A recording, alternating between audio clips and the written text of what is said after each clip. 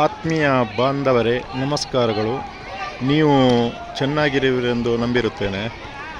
ನೋಡಿ, ನಿಮಗೆ ನಾವು ಇದರ ಮೊದಲು ಆಳ್ವಾಸ್ ಸ್ಕೂಲ್ನ ಬಗ್ಗೆ ಕೆಲವು ವಿಚಾರಗಳನ್ನು ಹೇಳಿದ್ದೇನೆ.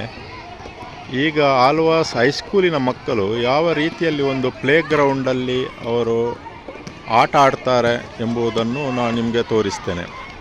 ಅವರಿಗೆ ಪ್ಲೇ ಟೈಮು ಸ್ಕೂಲಲ್ಲಿ ಇರ್ತದೆ, ಕೆಲವು ಪೀರಿಯಡ್ಗಳು ಇರ್ತದೆ. ಹಾಗೆಯೇ ಅವರು ಹಾಸ್ಟೆಲ್ಗೆ ಬಂದ ಮೇಲೆ ಕೆಲವು ದಿನ, ಲಿಮಿಟೆಡ್ ದಿನ ಅವರಿಗೆ ಒಂದು ಪ್ಲೇ ಗ್ರೌಂಡಲ್ಲಿ ಬಿಡ್ತೇವೆ ನಾವು, 1-1.5 ಗಂಟೆ.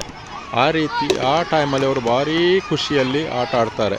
ಬೇರೆ ಬೇರೆ ಕ್ರಿಕೆಟ್ ಆಗಲಿ, ವಾಲಿಬಾಲ್ ಆಗಲಿ, ಥ್ರೋಬಾಲ್ ಅಥವಾ ಇನ್ನಿತರ ಶಟಲ್ ಕಾಕ್ ಆಗಲಿ ಅಥವಾ ಇನ್ನಿತರ ಹೆಚ್ಚಿನ ಆಟಗಳನ್ನು ಅವರು ಗ್ರೂಪ್ ಮಾಡಿ ಆಟ ಆಡ್ತಾ ಭಾರೀ ಖುಷಿಯಲ್ಲಿರ್ತಾರೆ. ನೋಡಿ, ಅವರಿಗೆಲ್ಲ ಸ್ಪೆಷಲಿಟಿಗಳು ಇದೆ ಈ ಹಾಸ್ಟೆಲ್ನಲ್ಲಿ. ನೋಡಿ, ಇಲ್ಲಿ ಎಲ್ಲ ಅವರೊಟ್ಟಿಗೆ ವಾರ್ಡನ್ಸ್ ಅವರು ಅಬ್ಸರ್ವ್ ಮಾಡ್ತಾ ಇರ್ತಾರೆ.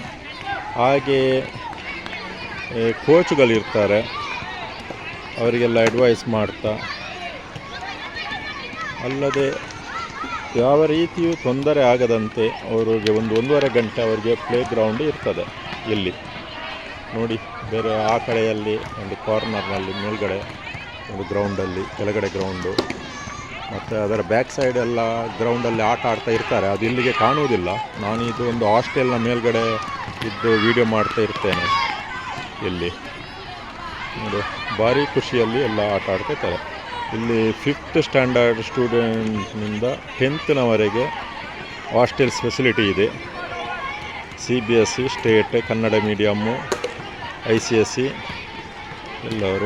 ಎಲ್ಲರೂ ಸೇರಿಕೊಂಡು ಬೇರೆ ಬೇರೆ ಗ್ರೂಪ್ ಆಗಿ ಕ್ರಿಕೆಟ್ ಆಗಲಿ ಅಥವಾ ವಾಲಿಬಾಲ್ ಆಗಲಿ, ಶಟಲ್ ಕಾಕ್ ಆಗಲಿ, ಇನ್ನಿತರ ಆಟಗಳನ್ನು ಆಡ್ತಾ ಇರ್ತಾರೆ ಹೆಚ್ಚಿನವರು. ನೋಡಿ, ಅದು ಸ್ಟಡಿ ಹಾಲ್. ಅದರ ಬಗ್ಗೆ ಒಂದು ಸಲ ನಾನು ವಿಡಿಯೋ ಮಾಡ್ತೇನೆ. ಇಲ್ಲಿ ಒಂದು ಸ್ಟಡಿ ಹಾಲ್ ಇದೆ, ಬ್ಲೂ ಕಲರ್ ಇದ್ದು. ಮತ್ತು ಆ ಕಡೆ ಮೇಲ್ಗಡೆ ಕಾಣುವುದೆಲ್ಲ PUC ಹಾಸ್ಟೆಲ್ಗಳು. ನೋಡಿ,